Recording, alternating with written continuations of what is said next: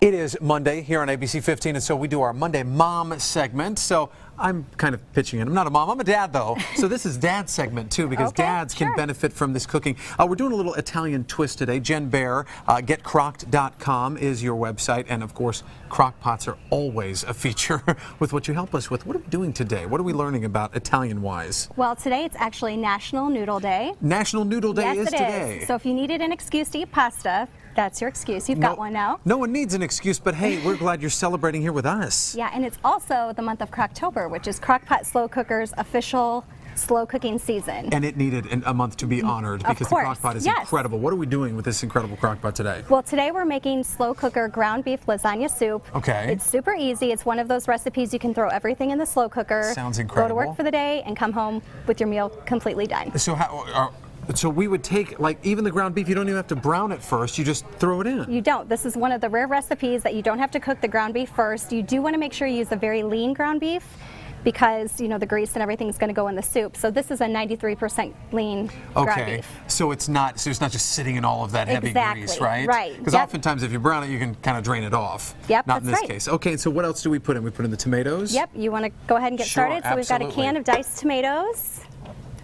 We've got, and that way it's prepared for you already. I mean, you don't have to even chop it up. You just have the diced tomatoes and all the juices. Exactly. And you have one pot to clean at the end of the day. So I'll let you put in, that's a can of tomato sauce. I also put a can of tomato soup in there. Okay. I'm going to put a bunch of different seasonings. We've got a little bit of garlic powder, salt, pepper, oregano, basil. Okay. And then these are actually beef bouillon cubes. Okay, Two beef and 2 chicken. If you don't have bouillon cubes, you can actually use beef broth or chicken broth. And the cubes will just kind of dissipate throughout the stuff over the course of the cooking. Yep. Okay. So we're actually going to put in 4 cups of water now. Just going to make our soup. So again, if you don't have the bouillon, you can just use the broth instead. And then in go the, these are just broken up pieces of lasagna. Exactly. Just broken up pieces of lasagna, 10 pieces. You want to make sure you get the regular traditional lasagna noodle, not any of the no-bake lasagna. Are we doing these too? Nope. That's just this for is show. just for decoration.